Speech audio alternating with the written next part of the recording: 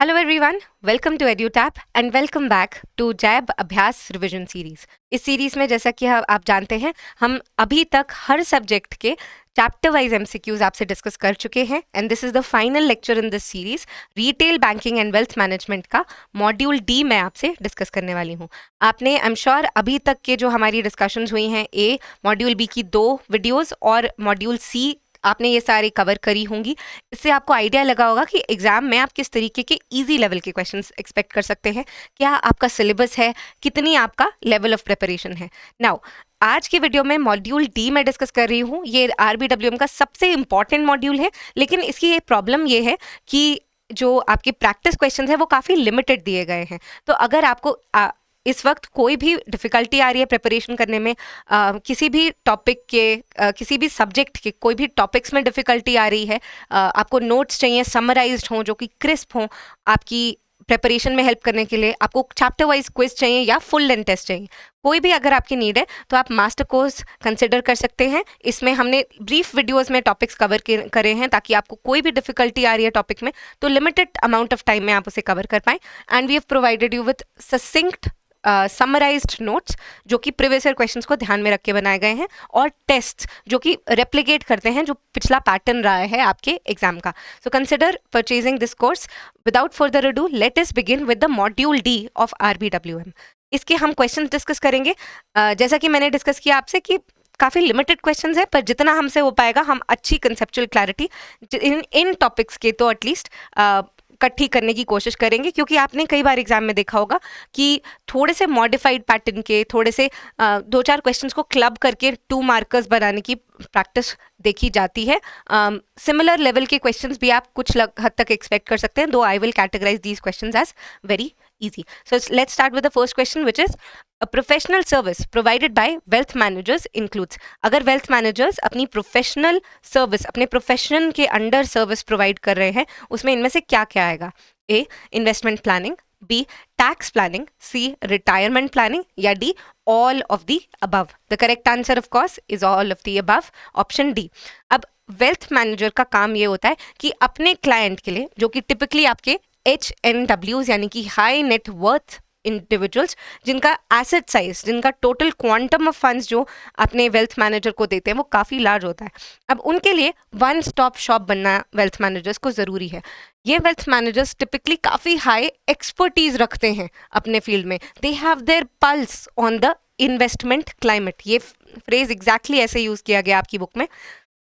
Wealth managers जो current investment climate है उससे काफ़ी ज़्यादा फेमिलियर होते हैं, करंट ट्रेंड्स के अकॉर्डिंग किस तरीके से अपने जो क्लाइंट्स हैं, जो हाई नेटवर्थ इंडिविजुअल्स हो सकते हैं टिपिकली, उनके जो सारा फंड है उसके टोटल फंड को किस तरीके से एलोकेट करना है, इसमें से कितना पोर्शन इक्विटी में जाएगा, कितना बॉन्ड्स में जाएगा, किस तरीके से उनके जो फंड्स हैं उन्हें गोल्ड या ऑल्टरनेटिव एसेट्स में एलोकेट करने पड़ेंगे। अब इन सब की हमने डिटेल डिस्कशन की हुई है आपके साथ। इस तरीके से क्या उनकी एसेट एलोकेशन होगी, किस तरीके से उनका ये जो पोर्टफोलियो है, इस जो कलेक्शन ऑफ फंड्स हैं जो वेल्थ मैनेजर्स ने मैनेज करने हैं उसको आप पोर्टफोलियो बोलेंगे।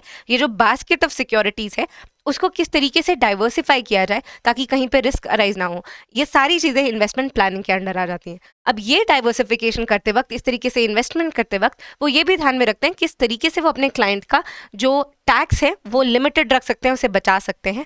फिर आती है आपकी रिटायरमेंट प्लानिंग कि किस तरीके से जो करंट स्टाइल ऑफ लाइफ है, जो भी लाइफ स्टाइल उनके high net worth individual clients follow कर रहे हैं, जब उनकी रिटायरमेंट हो जाती है, जब वो इतना huge amount of funds regular basis पे अर्न नहीं करेंगे, तब भी उनकी इन्वेस्टमेंट से किस तरीके से उनको उनके लाइफस्टाइल को फंड करना है, किस तरीके से उनकी जो नीड्स और रिक्वायरमेंट्स हैं अपनी ओल्डर एज की, may be getting their children married, higher education of their children, may be having a good standard of living, taking care of the medical expenses at that stage, ये सारी चीज़ें एक wealth manager एक ही अपनी service की basket में अपने customers को प्रोवाइड करता है। सो वेल्थ मैनेजमेंट की जो इंपॉर्टेंस है इस वाले चैप्टर में आपको इसके बारे में काफ़ी डिटेल्स देखने को मिलेंगे, कई तरीके के प्रोडक्ट्स, कई तरीके की सर्विसेज और उनके कुछ टेक्निकल एस्पेक्ट्स भी। So please revise that thoroughly. Let's see the second question. As per the provisions of the income tax act 1961, any long-term capital gain arising from the transfer of any capital asset would be exempt from tax under section 54 EC of the act if the entire capital gain realized is invested within dash months of the date of transfer of ineligible bonds. काफी complicated लग रहा है sentence, तोड़ तोड़ के easy से तरीके से समझते हैं कि कोई भी लॉन्ग टर्म LTCG अगर है, लॉन्ग टर्म कैपिटल गेन्स अगर अराइज हो रही हैं किसी कैपिटल एसेट के ट्रांसफर पे, अब इसके पीछे आपको ये कॉन्सेप्ट बिल्कुल क्लियर होगा आई एम श्योर कि किसी भी तरीके का कैपिटल एसेट है यानी कि जिसमें एक सिग्निफिकेंट अमाउंट ऑफ फंड्स होते हैं या फिर उसका नेचर है कैपिटल एसेट का होने का, जैसे कि शेयर्स, बॉन्ड्स, गोल्ड, कोई भी मूवेबल एसेट, हाउस या इमूवेबल प्रॉपर्टी, इस तरीके के जो एसेट्स हैं जिसको आपने आज खरीदा, मे बी 20 साल बाद आपने बहुत कैपिटल अप्रिशिएट हो गई, आज आपने 20 साल पहले 1 करोड़ का हाउस खरीदा था और अब वो 5 करोड़ का हो गया है, तो ये 5 साल में जो ये 4 करोड़ का फायदा हुआ इस पे आपको टैक्स पे करना पड़ेगा, ये है आपका कैपिटल गेन। अब इसमें एक कॉन्सेप्ट आ जाता है इंडेक्सेशन का, जो कि यहाँ पे इस क्वेश्चन के लिए रेलेवेंट नहीं है, बट इस 4 करोड़ की आज की डेट में क्या इनकम कीमत है वो इंडेक्सेशन के थ्रू आपको पता चलता है। तो ये जो 4 करोड़ का आपको यहाँ पे प्रॉफिट हो रहा है, ये एक किसी भी इंडिविजुअल के लिए बहुत ह्यूज अमाउंट ऑफ फंड्स है और इस पे टैक्स पे करना उसके लिए बहुत मुश्किल का काम हो सकता है। पर एक पर्टिकुलर चीज अगर इसकी कर दी जाए, ये जो कैपिटल गेन हुआ है अंडर सेक्शन 54 EC आप आगे लगा देते हैं within certain eligible bonds, ये typically National Highway Authority of India या रूरल इलेक्ट्रिफिकेशन कॉर्पोरेशन के बॉन्ड्स होते हैं, इनमें अगर आप लगा देते हैं तो आपको इस पे कैपिटल गेन्स टैक्स नहीं पे करना पड़ता। पर ये जरूरी है कि जो पूरा रियलाइज्ड अमाउंट है, पूरा का पूरा जो भी गेन हुआ है, उसको एज इट इज आपको within dash months in bonds में लगाना है। And the correct answer here is option A, 6 months. 6 महीने के अंदर अंदर जो भी आपका long term capital gain realize हो रहा है किसी कैपिटल एसेट के ट्रांसफर करने पे, उसको सेक्शन 54 EC के अंडर अगर आप एलिजिबल बॉन्ड्स में लगा रहे हैं तो आपको उस पर टैक्स पे नहीं करना पड़ेगा, it will be exempt from tax. So the correct answer is option A, 6 months. Let's see the next question. But before that कुछ और exemptions भी देख लेते हैं। Section 54 आपको ये सेल ऑफ हाउस प्रॉपर्टी अगर आप कर रहे हैं, not any capital asset but specifically अगर हाउस प्रॉपर्टी सेल करके आप री इन्वेस्ट कर रहे हैं up to 2 other house properties, घर बेच के अप टू 2 अदर हाउसेज में ही इन्वेस्ट कर रहे हैं तो मैक्सिमम 2 करोड़ तक की आपको एग्जेम्पशन मिल जाती है। पर इसमें वही टाइम पीरियड की रिस्ट्रिक्शन है कि जो भी परचेज हो रहा है विद इन 1 ईयर बिफोर और 2 years आफ्टर ट्रांसफर के अंदर अंदर होना चाहिए। यानी कि अगर आपने जब घर बेचा है उसी के 1 साल के अंदर अंदर खरीदा था कोई दूसरा घर या उसके 2 साल के अंदर अंदर खरीद लेंगे तो इसमें वो एग्जेम्प्ट माना जाता है। और कंस्ट्रक्शन अगर 3 साल के अंदर अंदर ट्रांसफर के हो रही है तो भी वो एग्जेम्प्ट माना जाता है। सेक्शन 54F ये भी आपका बुक में प्रोवाइड किया गया है, आपको पता होना चाहिए इसके बारे में। ये एग्जेम्पशन दे रहा है कैपिटल गेन से from the sale of a long term asset excluding house property. House property का ऑलरेडी हमने डिस्कशन कर लिया, तो कोई और लॉन्ग टर्म एसेट अगर आप बेच रहे हैं और उसका अमाउंट किसी न्यू रेजिडेंशियल प्रॉपर्टी में लगा रहे हैं तो उसका भी कैपिटल गेन्स एग्जेम्प्ट है under section 54F and section 54 EC। ये हमने ऑलरेडी देख ही लिया कि विद इन 6 months अगर आपने NHI या REC के बॉन्ड्स में अप टू ₹50 lakhs का कैपिटल गेन लगाया है तो वो एग्जेम्प्ट होगा। अभी एग्जाम्पल देने के लिए मैंने आपके साथ 4 करोड़ का कैपिटल गेन डिस्कस किया था और बोला था इस पे इंडेक्सेशन लगेगी। ओवरऑल इस सेक्शन के अंडर जो लिमिट है वो 50 lakhs है।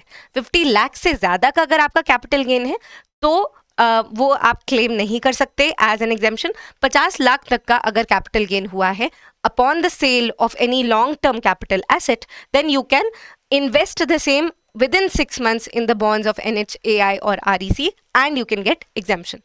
Let's see the next question. A perpetual bond is a financial instrument with A, 3 years maturity date, 5 years maturity date, 10 years maturity date या no maturity और unlimited maturity। ये बहुत ही simple सा logic का question है। Perpetual हमेशा के लिए, ये बॉन्ड का बेसिकली कोई मैच्योरिटी डेट नहीं होता, it has no maturity. The correct answer is option D. इस बॉन्ड पे बेसिकली जिस भी एंटिटी ने ये बॉन्ड फ्लोट किया है उसको इंटरेस्ट देना होता है हमेशा के लिए, पर प्रिंसिपल की रीपेमेंट नहीं होती है। ऑब्वियस ही बात है, इट इज़ एक्सपेक्टेड कि इंटरेस्ट ही काफ़ी सिग्निफिकेंट होगा इन परपेचुइटी। तो जिस भी इंडिविजुअल के पास वो बॉन्ड है वो ओवर generations इसका लाभ उठा सकते हैं over a period of the entire lifetime of the individual, and then forever that person can keep on getting interest income from the same. अब टिपिकली कंपनीज को ये इस टाइप का परपेचुअल बॉन्ड इशू करने की इजाज़त नहीं होती है. बैंक्स इस टाइप का बॉन्ड इशू कर सकते हैं, बहुत स्पेसिफिक रिक्वायरमेंट्स है, उतना डिटेल में आपको जाने की जरूरत नहीं है, but simply knowing that the perpetual bond has no maturity और has unlimited maturity will suffice. Interest payment regularly होती है, प्रिंसिपल उसका रीपे नहीं होगा. Let's see the next question. Out of the following which type of asset management is not followed by wealth management? Wealth management के 3 की strategies होती हैं, ये 3 की एलिमेंट्स होते हैं, उनको आप आइडेंटिफाई कीजिए और जो उसमें नहीं आता है वो आपको हटाना है. तो 3 की एलिमेंट्स और 3 की styles of asset management you have to assess. A, asset allocation management. B, concentrated management. C, diversified management. या D, tactical management. The correct answer, अगर आप थोड़ा लॉजिक से भी सोचें, ये 2 ऑपोजिट बात कह रहे हैं. एक कह रहा है डाइवर्सिफाई करो, एक कह रहा है कॉन्सेंट्रेट करो. तो यहाँ से भी आपको आइडिया लग रहा है the correct answer has to be one of these. Obviously अगर आप जितना अपने पोर्टफोलियो को कॉन्सेंट्रेट कर देंगे, एक ही टाइप की सिक्योरिटी, एक ही टाइप के इंस्ट्रूमेंट में लगाएंगे, एक ही कंपनी के शेयर में लगाएंगे, तो जैसे ही वो शेयर या सेक्टर या इंस्ट्रूमेंट फेल होगा, जैसे उसकी में गिरावट देखने को मिलेगी, तो आपका पूरा पोर्टफोलियो फेल हो जाएगा. तो वेल्थ मैनेजमेंट का ये सबसे पहला उसूल है कि आपको अपना you don't put all of your eggs in one basket. You have to diversify where you're making the investment. So the correct answer here is option B, because this is not followed in wealth management. थोड़ा और detail में देख लेते हैं. आपकी जो wealth management की process है वो आपकी करंट फाइनेंशियल सिचुएशन को असेस करेगी. पहले देखिएगी आप खड़े कहाँ हैं, उसके बाद सोचेगी कि आपके गोल्स क्या हैं फाइनेंशियली, आपको कितना पैसा किस वक्त चाहिए हो सकता है. May be you are married and you have children, they will grow up, उनकी कॉलेज की फीस पे करनी है, मे बी मैरिज में कॉन्ट्रीब्यूट करना है, मे बी आपकी अपनी कुछ प्रेजेंट रिक्वायरमेंट्स हैं, आपको रिटायरमेंट प्लानिंग करनी है. ये सब असेस करके, ये देख के कि किस तरीके के आप इन्वेस्टर हैं, आप रिस्क टेकर हैं या फिर आप रिस्क एवर्स हैं. Do you try to avoid risk और डू यू टेक रिस्क? ये सब असेस करके आपके कुछ गोल्स डिटर्मिन किए जाएंगे और आपकी नीड्स के अकॉर्डिंग कस्टमाइज्ड सोल्यूशन डिवेलप किया जाएगा. फिर ये 3 फाइनेंशियल स्ट्रैटेजीज जो हम देख रहे थे अभी, वो इम्प्लीमेंट की जाएंगी. पहली है डाइवर्सिफिकेशन. डाइवर्सिफिकेशन यानी कि आप अपना पैसा अलग अलग तरीके की सिक्योरिटीज़ में लगाएं, उसमें भी अलग अलग सेक्टर्स में लगाएं, उसमें भी अलग अलग कंपनीज में लगाएं. फॉर एग्जाम्पल शेयर्स ले लिए, बॉन्ड्स ले लिए, गोल्ड ले लिया, ऑल्टरनेटिव एसेट्स में इन्वेस्ट कर लिया, मे बी क्रिप्टो करेंसी में इन्वेस्ट कर लिया, लेकिन सारा एक जगह पे इन्वेस्ट कभी नहीं किया. डाइवर्सिफिकेशन, शेयर्स में आपने कुछ ऑयल कंपनी के शेयर्स ले लिए, कुछ टेक कंपनी के शेयर्स ले लिए, कुछ और कोई से डाइवर्सिफाइड केमिकल्स के कंपनी के शेयर्स ले लिए, फार्मा कंपनी के ले लिए. अब ये अलग अलग सेक्टर में आपने डाइवर्सिफाई कर दिया. फिर उसमें भी टेक में आपने टीसीएस के शेयर्स ले लिया, आपने इन्फोसिस के ले लिए, सिर्फ एक कंपनी का एक शेयर नहीं लिया, आपने डाइवर्सिफिकेशन किया. इसी कॉन्सेप्ट की वजह से आपका जो भी रिस्क है वो स्प्रेड आउट हो जाता है. कोई भी एक एसेट क्लास या कोई भी एक सेक्टर में गिरावट देखने की वजह से आपका पूरा पोर्टफोलियो रेड में नहीं चला जाएगा. आपको ओवरऑल रिस्क फ्री तरीके से आप इन्वेस्ट कर सकते हैं. तो ये बहुत क्रूशियल एलिमेंट है वेल्थ मैनेजमेंट का. फिर आता है आपका टैक्टिकल मैनेजमेंट, कि आप किस तरीके से अपने किन टैक्टिक्स को इम्प्लीमेंट करके, किन टेक्निकल रिक्वायरमेंट्स को इम्प्लीमेंट करके अपने पोर्टफोलियो से बेस्ट रिटर्न्स जनरेट कर सकते हैं. टैक्स प्लानिंग करके रखना, करेक्ट प्राइसिंग पे एंटर करना, मार्केट पे जब गिरावट है उस वक्त एंटर करके, ताकि over a period of time your portfolio grows with it. तो इस तरीके की असेसमेंट करके टैक्टिकल मैनेजमेंट आप करते हैं. देन एसेट एलोकेशन, कि किस प्रोपोर्शन में किस तरीके के एसेट में आप एलोकेट करेंगे. रिस्क टेकर हैं तो इक्विटी जो कि ज़्यादा रिस्की क्लास है उसमें ज़्यादा इन्वेस्ट कर सकते हैं. उसमें भी हायर डिग्री ऑफ रिस्क लेना चाहें तो स्मॉल कैप और मिड कैप जो कि काफ़ी वॉलेटाइल होते हैं लेकिन लॉन्गर टर्म में ज़्यादा रिटर्न देने की पोटेंशियल रखते हैं, आप उसमें इन्वेस्ट कर सकते हैं. लेकिन अगर आप रिस्क अवर्स हैं, आपको चाहिए कि आपका पैसा प्रोटेक्टेड रहे और आपको कभी भी बहुत ज़्यादा गिरावट, बहुत ज़्यादा चढ़ाव देखने को ना मिले, कंसिस्टेंट लेवल पे थोड़ा थोड़ा ग्रो करे, तो आप bonds, mutual funds, FDs, gold जैसे इंस्ट्रूमेंट्स जो कि काफ़ी स्टेबल होते हैं उसमें इन्वेस्ट करेंगे. तो ये चीज़ आप एसेट एलोकेशन के अंडर डिटर्मिन करते हैं. नाउ एक बार ये सब इम्प्लीमेंट हो जाए फाइनेंशियल स्ट्रैटेजीज ये सारी इंप्लीमेंट कर दी, तो आप उसको कंटिन्यूस बेसिस पे मॉनिटर करेंगे, असेस करेंगे कि जो एक्सपेक्टेड रिजल्ट्स थे, डिजायर्ड रिजल्ट्स थे, आपको एक्चुअली में मिल रहे हैं कि नहीं. तो this is about your entire process of wealth management. इससे आप कई सारे कंसेप्चुअल क्वेश्चंस सॉल्व कर पाएंगे. Let's see the next question. Which one of the following is not an element of investment? Investment में इनमें से कौन सा एलिमेंट नहीं आता? ए इलिक्विडिटी, बी रिटर्न, सी सेफ्टी या D risk. Obviously liquidity is an element of investment, but illiquidity is not an element. Let us see all the elements ताकि आपको पूरे पे क्लैरिटी मिल जाए. रिटर्न आपका सबसे पहला एलिमेंट ऑफ इन्वेस्टमेंट है. बेसिकली ये बताता है कि आपने अपनी की हुई इन्वेस्टमेंट से कितना रिटर्न पाया, कितनी इनकम जनरेट की. फॉर एग्जाम्पल, अगर आपका एसेट लैंड है या हाउस है तो आप उससे रेंट पाएंगे. अगर आपने शेयर्स में इन्वेस्ट किया तो उससे आपको डिविडेंड मिलेगा. अगर आपने किसी फिक्स डिपॉजिट में या फिर किसी इंटरेस्ट गिविंग सिक्योरिटी जैसे कि बॉन्ड में इन्वेस्ट किया तो आपको इंटरेस्ट आपको रिटर्न में मिलेगा. ओवरऑल ये सारे रिटर्न के टाइप्स हो जाते हैं. इसके अलावा capital appreciation over a period of time, जो भी आपने इन्वेस्ट किया है वो आपको मंथली बेसिस पे रेगुलर रिटर्न ना भी दे तो भी से आज से 10 साल बाद वो काफ़ी ज़्यादा अमाउंट में बढ़ जाए, उसकी बढ़ोतरी हो जाए, उसकी अप्रिसिएशन हो जाए, that is also a form of return. Then you have risk. Risk ये बताता है कि जो आपको रिटर्न आना था उसमें कितनी वेरिएबिलिटी है, कितनी फ्लक्चुएशन है. तो variability in return generated from the asset is risk. क्यों अराइज होता है? अगर पोटेंशियल है कि जो इनकम है, अगर सपोज आपको डिविडेंड आना था, शेयर प्राइसेस बहुत ज़्यादा गिर रहे हैं, प्रॉफिट्स जनरेट नहीं हो रहे हैं कंपनीज के, तो आपको वो डिविडेंड नहीं आ रहा. सो आपका जो रेगुलर इनकम एक्सपेक्टेड था वो नहीं आ रहा. ऐसे ही loss of capital, share market की गिरावट की वजह से, बहुत ज़्यादा अचानक से किसी भी बैड न्यूज़ की वजह से, मैक्रो इकोनॉमिक इंडिकेटर्स के एडवर्स होने की वजह से आपने मे बी अच्छी कंपनी में इन्वेस्ट किया हो, लेकिन ओवरऑल इकोनॉमिक इन्वायरमेंट रिसेशनरी होने की वजह से कंपनी के स्टॉक प्राइसेस गिर जाते हैं. तो ये लॉस ऑफ कैपिटल का क्रिएट करता है. तो ये भी एक रिस्क की सिचुएशन है. टिपिकली ये कहा जाता है कि higher the risk higher the return. ये टिपिकल एडेज है फाइनेंस की. नाउ टाइम होराइजन, जितने समय के लिए आपने इन्वेस्टमेंट किया है वो आपका टाइम होराइजन बताएगा. सेफ्टी ये बताएगा कि ओरिजिनल प्रिंसिपल जो आपने जितना लगाया था वो क्या पॉसिबिलिटी है उसका एज इट इज मैच्योरिटी पे आपको मिलने की, बिना कोई लॉस इन वैल्यू, यानी कि लॉस ऑफ कैपिटल ना हो और आपको सेफ रिटर्न मिल जाए. लिक्विडिटी ये बताता है कि आपकी की हुई इन्वेस्टमेंट कितनी लिक्विड है, कितनी आसानी से आप उसे कैश में कन्वर्ट करवा सकते हैं या उससे एक्सट्रैक्ट कर सकते हैं अपनी नीड्स अराइज होने पे. फॉर एग्जाम्पल, अगर आपने कोई हाउस खरीदा है इन अ वेरी रिमोट एरिया, अब उसकी वैल्यू बहुत अच्छी हो सकती है लेकिन जब ज़रूरत पड़ेगी आपको उसको बेचने में बहुत मुश्किल आएगी. तो इसी वजह से वो एक लिक्विडिटी में कम लिक्विड माना जाएगा. लेकिन ज़्यादातर इन्वेस्टमेंट के जो इंस्ट्रूमेंट्स होते हैं वो काफ़ी लिक्विड होते हैं. For example shares, stocks, even fix deposit जहाँ पे आप थोड़ा सा इंटरेस्ट की पेनल्टी लेके उससे लिक्विड कर सकते हैं दोबारा से. So liquidity is an element. And then objective of investment is a very important element. ये देखता है, इसका बेसिक ऑब्जेक्टिव ऑफ कोर्स यही है कि रिस्क को मिनिमाइज करके रिटर्न को मैक्सिमाइज करना है, yet at the same time safety maintain करनी है, लिक्विडिटी मेंटेन करनी है, इन्फ्लेशन से बचाना है. कल को ऐसा नहीं होना चाहिए कि मार्केट में जो दाम बढ़ रहे हैं वो 10% से बढ़ रहे हैं लेकिन आपको रिटर्न 5% ही आ रहा है. तो आपका ओवर अ लॉन्ग पीरियड आपकी जो परचेजिंग पावर है वो इरोड हो जाएगी, वो कम होती चली जाएगी. तो इन्फ्लेशन के अगेंस्ट भी प्रोटेक्ट करना ये भी एक इंपॉर्टेंट ऑब्जेक्टिव है. और इन्वेस्टर की रिस्क एपेटाइट के अकॉर्डिंग इन्वेस्ट करना इज एन इंपॉर्टेंट ऑब्जेक्टिव. तो these were your elements of investment. Let's see the next question. Full service investment bank offers the following services: A, underwriting, B, merger and acquisition, C, equity research या D, all of the above.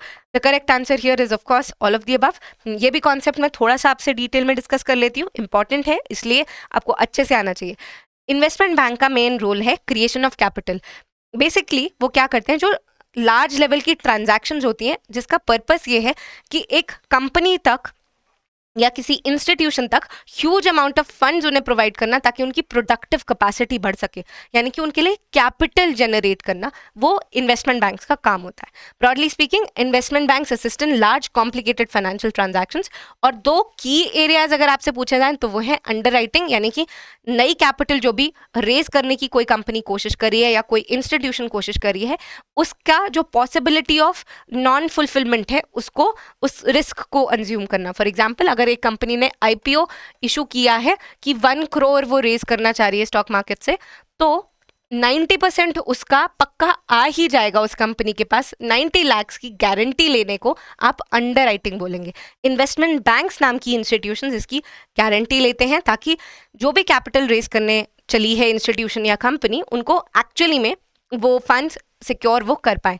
काफ़ी huge fees ये इसके लिए charge करते हैं, obvious ही बात है, लेकिन ये कॉम्प्लिकेटेड फाइनेंशियल ट्रांजैक्शंस में असिस्ट भी करते हैं। मर्जर्स एंड एक्विजिशन, सेम तरीके की कंपनी जिनकी सेम नीड्स एंड रिक्वायरमेंट्स है, कल्चर्स हैं, जो बैकवर्ड फॉरवर्ड लिंकेजेस करके अपने आप को और स्ट्रेंथन कर सकती हैं, इस तरीके के एक्टिविटीज़ में भी असिस्ट करते हैं। उसके अलावा IPOs फैसिलिटेट करना, एज वी हैव सीन, किस टाइप की इक्विटी में एक लार्ज इंस्टीट्यूशन को इन्वेस्ट करना चाहिए ये असेस करना, लेवरेज फाइनेंस के थ्रू लोन के बेसिस पे एसेट्स परचेज करवा पाना, कुछ अच्छी इन्वेस्टमेंट अपॉर्चुनिटीज आइडेंटिफाई करना, कंपनीज को रीस्ट्रक्चर करना ताकि उनकी प्रॉफिटेबिलिटी बढ़े, ये सारा काम इन्वेस्टमेंट बैंक्स करते हैं। So all these services, underwriting, mergers, acquisitions, equity research are all services offered by a full service investment bank. Let's see the next question.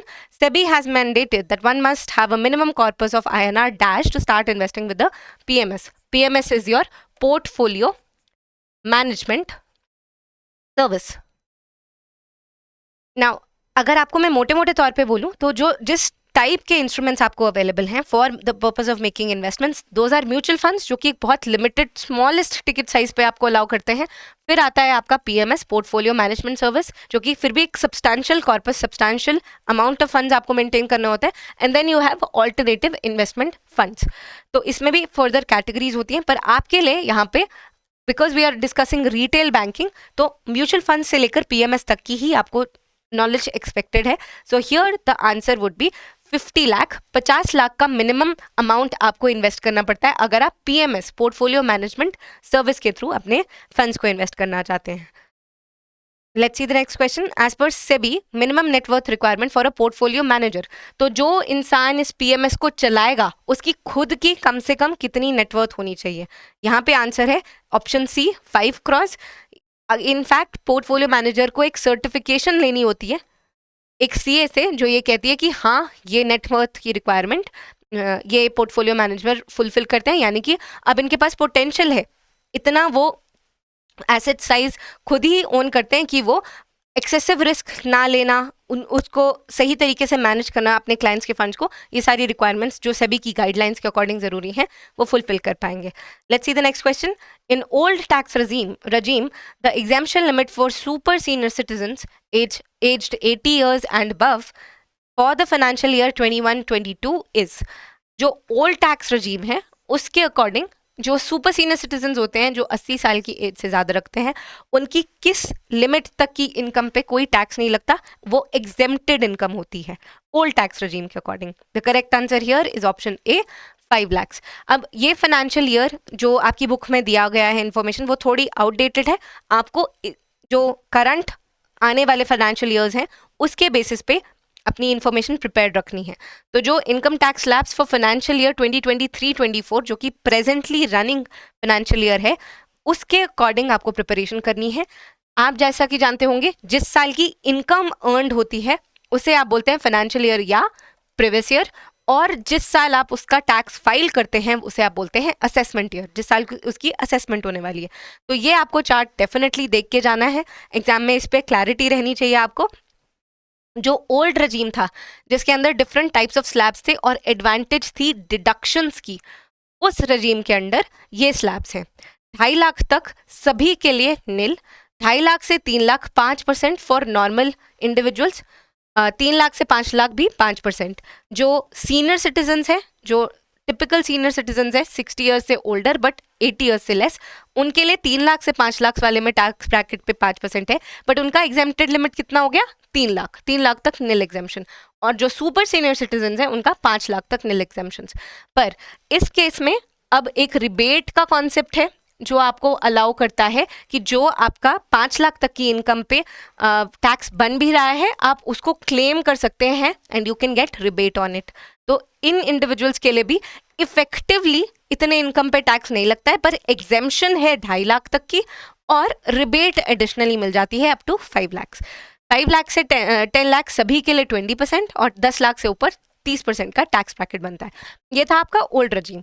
यहाँ पे अगर आप से 5 to 10 लाख के ब्रैकेट में हैं, बहुत खूबसूरती से अगर आप अपनी इन्वेस्टमेंट्स करते हैं और कोई भी एलिजिबल डिडक्शंस हैं उसे क्लेम करते हैं, जैसे कि interest paid on home loan, तो इस सब के बाद आप काफ़ी अच्छे से अपना टैक्स सेविंग कर सकते हैं by reducing the amount of funds you have in this tax bracket. Next we have new regime. नए रजीम के अंडर आपके जो स्लैब्स हैं अब वो चेंज हो गए हैं। इससे पहले वो 2.5 लाख, फिर 2.5 लाख से 5 लाख, 5 लाख से 7.5 लाख ऐसे थे। आपको ये वाला टेबल याद रखना ज़्यादा इंपॉर्टेंट है क्योंकि ये लेटेस्ट टैक्स रेट्स हैं जो एप्लीकेबल हैं। तो यहाँ पे 3 लाख तक नील है, 3 से 6 लाख तक 5%, पर टैक्स रिबेट 7 लाख तक आपको नए टैक्स रजीम में मिल जाती है। तो 7 लाख तक आपको पूरी तरीके से सेक्शन 87A के अंडर टैक्स रिबेट मिलती है। पर आपकी बुक में कुछ आउटडेटेड फैक्ट्स हैं जिसकी वजह से क्वेश्चंस डिफरेंट हो जाते हैं, लेकिन आप एक्सपेक्ट कीजिएगा आपको एग्जाम में इसी तरीके से, इसी फॉर्मेट पे चलते हुए अपने क्वेश्चंस आंसर करने हैं। 6 to 9 लाख 10% का है, लेकिन इस 9 लाख में अगर किसी की है ही इनकम 7 लाख तो वो रिबेट क्लेम कर सकता है under section 87A। Then you have 9 to 12 lakh 15% tax, 12 से 15 लाख 20% और 15 लाख से ऊपर फाइनली 30% टैक्स। तो ये ओल्ड और न्यू टैक्स रजीम के रेट्स हैं जो आपको अच्छे से याद होना चाहिए। अब इसी रिलेटेड एक और क्वेश्चन देख लेते हैं। Rebate under section 87A of the income tax act helps taxpayer to reduce their tax rate to nil if the income after deductions under chapter 6A does not exceed rupees 5 lakhs. This provision is applicable in new tax regime only, old tax regime only, both A and B, या D no such provision exists. ये तो हमने अभी देखा है कि provision तो exist करती है। अब प्रॉब्लम ये है कि मैंने अभी आपको बताया कि 5 lakh under the old tax रजीम और 7 lakh under the new tax रजीम। अब ये आपकी बुक का क्वेश्चन थोड़ा पुराना है, इस वजह से ये कन्फ्लिक्टिंग लगता है, लेकिन एटलीस्ट 5 लाख तो इन एनी केस दोनों में एप्लीकेबल है। तो करेक्ट आंसर यहाँ पे भी option both A and B हो जाएगा। Let's see the next question. बस कहने की बात यह है कि जो आपका नया टैक्स रजीम है वो 5 लाख तो दे रहा है, plus 2 lakh over and above this also 7 lakh तक वो आपको 87A के under exemption rebate, the correct word is rebate, क्योंकि एग्जाम्पशन यानी कि वो इनकम कंसिडर ही नहीं की जाएगी। रिबेट का मतलब ये है कि सपोज आपके पास 9 लाख की इनकम है तो आपके ऊपर जो पुराने सारे चले आ रहे ये सारे टैक्स स्लैब्स हैं वो सब लगेंगे और 9 लाख वाला भी लगेगा ही लगेगा। लेकिन अगर 7 लाख तक थी तो जो ऊपर वाले हैं टैक्स स्लैब्स वो आप पे नहीं लगेंगे। उसके एक बार आपकी इनकम कैलकुलेट हो गई उसके बेसिस पे आपको रिबेट मिल जाएगी। But obviously up to the limit of 3 lakhs nothing will be even considered to be under the tax bracket. It will be considered to be nil. It will be considered to be exempted. Let's see the next question. ये हमने already discuss किया है, so हम अब आगे move कर रहे हैं next question पे। If a person with higher income invests more in tax saving schemes out of the following, which option is better from a tax saving point of view? A, new tax regime, B, old tax regime, C, either of A or B, D, tax outgo is the same. Now अब ये थोड़ा contentious question मैं बोलूंगी क्योंकि आपकी book में थोड़ा outdated information, जब तक नए टैक्स रजीम में भी एग्जेम्पशन 5 लाख तक की ही थी तब तक था। आज की डेट में गवर्नमेंट ये कोशिश करिए कि ये जो प्रॉब्लम्स है नए टैक्स रजीम और ओल्ड टैक्स रजीम के बीच में वो रिजॉल्व हो जाए। तो फाइनेंशियल ईयर जैसे कि मैंने डिस्कस किया 23-24 के लिए टैक्स एग्जेम्पशन लिमिट कर दिए 7 लाख। अब आपको एग्जाम में इससे क्वेश्चन देखने को मिलेगा तो वो केस बेसिस पे होगा, which is why it will be easier for you to actually calculate and see कि किस टाइप के केस में कौन सा रजीम बेटर सूटेड है। पर टिपिकली क्योंकि टैक्स सेविंग स्कीम्स की वजह से आपको सेक्शन 80C के अंडर 1.5 लाख तक की एग्जाम्पशन मिल ही जाती है, इस वजह से टिपिकली ओल्ड टैक्स रजीम ज़्यादातर केसेस में आपको ज़्यादा बेनिफिशियल रहता है with respect to tax saving. So correct answer becomes option B. अगर आपको कोई भी प्रॉब्लम आ रही है आपकी एग्जाम की प्रिपरेशन में, आपको chapter wise succinct summarized notes चाहिए, आपको वीडियोस देख के कुछ कॉन्सेप्ट्स की क्लैरिटी चाहिए, आपको फुल एंड टेस्ट प्रैक्टिस करनी है for each subject, we made all of that available to you. 15 minute concept videos हैं, सारे टॉपिक्स कवर करती हैं जो भी आपको रेलिवेंट लगे। अगर आपके पास टाइम क्रंच है, नहीं तो एडवाइजेबली सारी आप वीडियोस भी बहुत कम टाइम पीरियड के अंदर कवर कर सकते हैं। Then you have chapter wise notes available, quizzes available. जो भी आपको डिफिकल्ट चैप्टर लग रहा है या लग रहा है कि मैकमिलन बुक में इनफ क्वेश्चंस आपको नहीं मिल रहे हैं प्रैक्टिस करने के लिए, जो कि एक कॉमन प्रॉब्लम है सारे मॉड्यूल्स सारे सब्जेक्ट्स के across, then you can consider purchasing this course and you will also get 10 full length test for each of the subject. So 40 full length test आपको अवेलेबल है ताकि आप एग्जाम एनवायरनमेंट में previous year question based develop किए गए questions आप practice कर लें. तो you can consider the master course. Let's continue. Para banking refers to A. Distribution of life insurance policies only. B. Distribution of non-life insurance policies only. C. Distribution of mutual fund schemes only. या D. All of the above. Para banking activities basically उस तरीके की activities होती हैं जो directly banking से relate नहीं करती हैं और बैंक बिना एडिशनल रिस्क अज्यूम करे. रिस्क अज्यूम बिल्कुल नहीं कर सकता है बैंक. बिना रिस्क अज्यूम करे उसे एज अ थर्ड पार्टी के साथ कोलैबोरेट करके मिल के प्रोवाइड कर सकता है. Here bank acts as a corporate agent. वो रिस्क अज्यूम नहीं कर रहा है, वो बस फी बेस्ड इनकम कमाता है इस तरीके की एक्टिविटीज़. तो insurance, non life insurance, mutual funds, सभी तरीके की वो जो स्कीम्स हैं वो अपने कस्टमर्स को प्रोवाइड कर सकता है. The option is, the correct answer is option D. Banks distribute the following types of products in life and non-life insurance business. A regular premium individual policies, single premium individual policies, group insurance policies या D all of the above. बहुत obvious सी बात है, हर तरीके के products bank provide कर सकता है life और non-life insurance business में. The correct answer in this case becomes option D. Let's see the next question. The maximum number of mutual funds that can be distributed by banks as a corporate agent is. कितने maximum mutual funds की schemes को एक bank distribute कर सकता है? इस पे कोई लिमिट नहीं है. The correct answer is option D. ये थोड़े से फैक्चुअल क्वेश्चंस हैं जो आपको आपकी बुक के अदर बैंकिंग सर्विसेज, जो कि आपका जो मेन मॉड्यूल्स हैं, मॉड्यूल डी का लास्ट चैप्टर है, ये आपको यहाँ देखने में मिलेंगे. मैं एक बहुत अच्छे से आपको रिमाइंडर दे रही हूँ कि जो आपकी सोशल सिक्योरिटी स्कीम्स है, फॉर एग्जांपल पीएम सुरक्षा बीमा योजना, जीवन ज्योति बीमा योजना, अटल पेंशन योजना, आपकी फिर कुछ इन्वेस्टमेंट रिलेटेड स्कीम्स जैसे कि सॉवरेन गोल्ड बॉन्ड और गोल्ड कॉइन रिलेटेड स्कीम, ये सब आपको बहुत फैक्चुअली अच्छे से करनी है क्योंकि इससे आपको बहुत क्वेश्चंस इस चैप्टर से देखने को एक्चुअल एग्जाम में मिल सकते हैं. Let's see the next question. Which of the following is not the salient feature of a mutual fund? Please pay attention. Not, exam में कई बार इस तरीके के स्टेटमेंट पढ़ने में हम एरर करके बहुत जल्दी में आंसर पे टिक करके आगे बढ़ जाते हैं और उससे फिर अच्छा खासा हमारा आता हुआ क्वेश्चन हमसे गलत हो जाता है. So pay very close attention to that. A professional management, B diversification, C complexity या डी लिक्विडिटी. क्लियरली हम ये जानते हैं कि म्यूचुअल फंड का सबसे एक इम्पॉर्टेंट एलिमेंट ये है कि बहुत ईजी टू इन्वेस्ट है, सिंपल है, कम्प्लेक्सिटी कोई नहीं है, वो बहुत स्मॉल टिकट साइज में बहुत सारे इंस्ट्रूमेंट्स अवेलेबल हैं जिस टाइप के आप म्यूचुअल फंड चाहें, अपनी needs, preferences, risk taking ability के अकॉर्डिंग आप इन्वेस्ट कर सकते हैं. So complexity is not a feature of mutual funds. The correct answer, the incorrect feature and the correct answer becomes option C, complexity. Let's see a little bit about mutual funds. Basically अगर बहुत सारे लोग अपनी सारी जो intended investments हैं उन्हें pool कर लें, इकट्ठा कर लें और इस पूरे पूल को बहुत सारे एसेट्स में लगा दें ताकि उनको डाइवर्सिफिकेशन का भी फ़ायदा मिल जाए. वो जो एज एन इंडिविजुअल इन्वेस्टर बड़े बड़े कंपनीज के ह्यूज वैल्यू वाले शेयर्स को परचेज नहीं कर सकते, वो इस पूरे फंड का पार्ट बन के उसका एक हिस्सा सिक्योर कर ले. इस तरीके की इन्वेस्टमेंट को, इस कलेक्टिव इन्वेस्टमेंट को आप म्यूचुअल फंड बोलेंगे. कई तरीके के इंस्ट्रूमेंट्स जैसे कि stocks, bonds, money market mutual funds, investments, इन सब में इन्वेस्ट किया जाता है. पोर्टफोलियो बेसिकली इस जो कलेक्टेड फंड है जो पूरा का पूरा अलग अलग जगह इन्वेस्टेड है, इसे आप पोर्टफोलियो बोलेंगे. यूनिट होता है इस फंड का एक टुकड़ा जो एक इंडिविजुअल इन्वेस्टर के पास जाता है.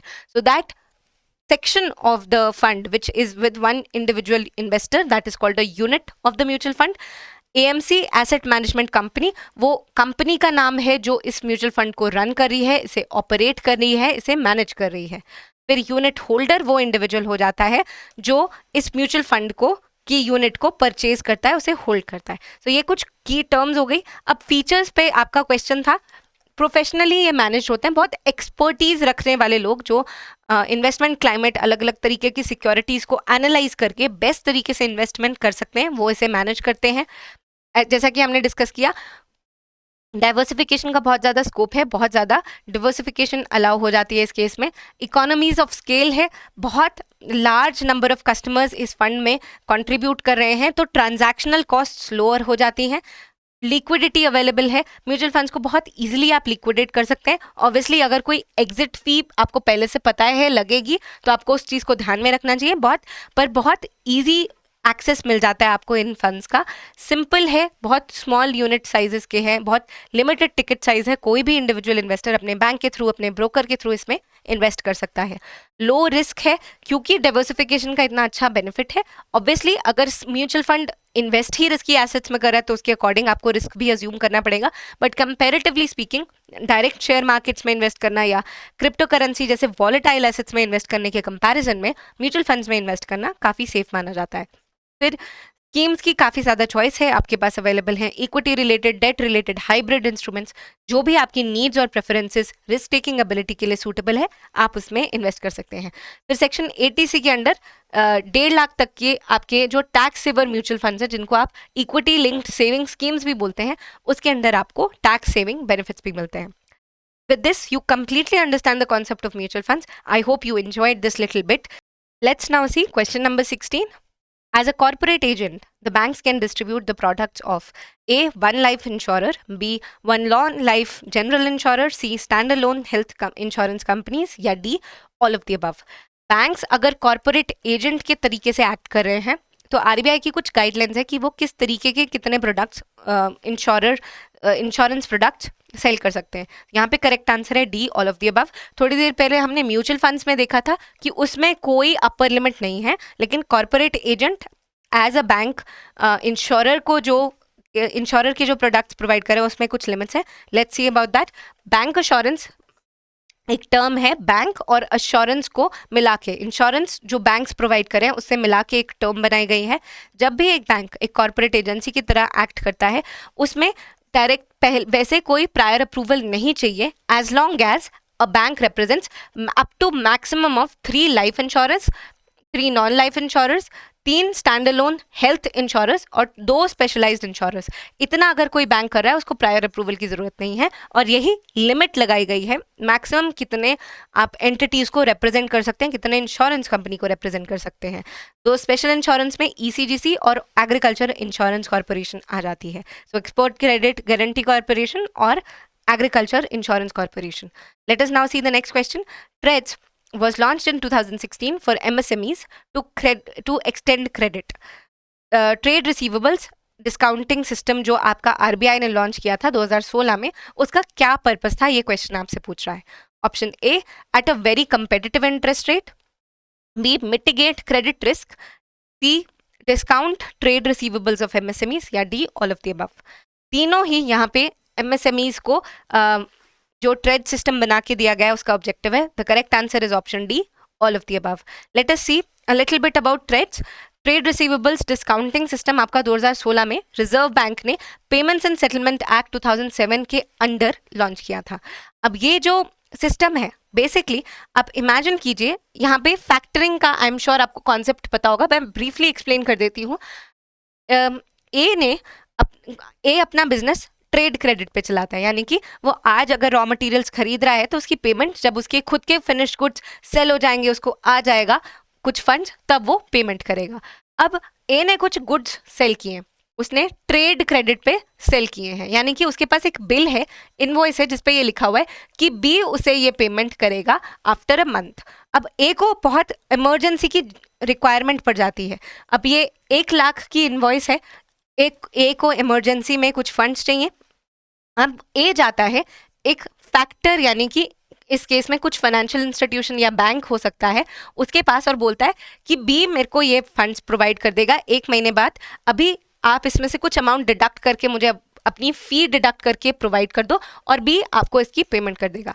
ये है फैक्टरिंग। अब यही प्रोसेस अगर ऑनलाइन तरीके से, एफिशिएंट तरीके से कर दी जाए, जिसमें बहुत सारे फैक्टर्स या बैंक्स ए को ऑप्शन दे देते हैं कि मैं 99,000 में इसकी फैक्टरिंग कर दूंगा, मैं 90,000 में कर दूंगा, 97 में कर दूंगा, तो जो बेस्ट पॉसिबल ऑप्शन है ए के लिए वो अडॉप्ट कर ली जाएगी। तो इसमें कंपेटिटिव इंटरेस्ट रेट पे बेसिकली बैंक लेंडिंग कर रहे हैं ए को, और बिकॉज कंपटीशन एग्जिस्ट कर रहा है, बहुत इजीली एक को इस फंड्स का एक्सेस मिल जाएगा जो कि एक स्मॉल सेलर है, एमएसएमई सेलर है, और उसको इनएडिक्वेट कैपिटल, इनएडिक्वेट फाइनेंस की प्रॉब्लम रहती है, तो ये रिजॉल्व हो जाएगी, उसको कंपेटिटिव रेट्स पे मिल जाएगा, और उसके अलावा उसका जो क्रेडिट रिस्क है कि इंसॉल्वेंट हो जाएगा अगर उसको 1 लाख अभी मिल नहीं रहा है, तो वो भी मिटिगेट हो जाता है। तो यही पर्पस के लिए, इसी पर्पस के लिए trade receivable discounting system, which is basically a medium for easy financing of trade credit for small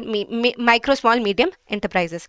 तो ये प्रॉम्प्ट पेमेंट्स इंश्योर कराने की कोशिश करता है एमएसएमईज के लिए, वो अपने रिसीवेबल्स को क्विकली इनकैश कर सकते हैं और उनका क्रेडिट रिस्क कम होता है, जो ऑब्वियसली इस पोर्टल पे दोनों ही साइड के पार्टिसिपेंट्स यानी कि एमएसएमई सेलर्स और जिनको एक्चुअली डिस्काउंटिंग सर्विसेज देनी है, जैसे कि आपके बैंक्स और NBFC factors, non banking financial companies जो फैक्टर्स की तरह एक्ट करते हैं, और बैंक्स, ये सभी इसके पार्टिसिपेंट्स होते हैं।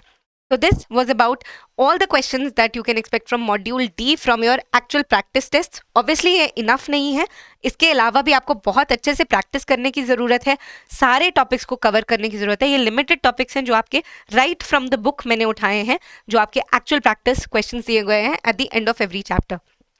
So if you are facing any difficulty in any of the subjects, you feel free to assess this course, and you can expect videos, notes, quizzes and full length test, जो कि बहुत ही precise तरीके से, बहुत ही अच्छे तरीके से explained है, और आपको एक एग्जाम ओरिएंटेड तरीके से best input output ratio provide करने की कोशिश करते हैं, आप लीस्ट अमाउंट ऑफ एफर्ट में मैक्सिमम अपने मार्क्स हायर इंक्रीज कर सके। So consider buying this course which will help you through out your all the 4 subjects।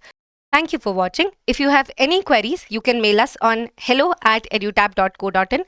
All the very best for your preparations and your exam.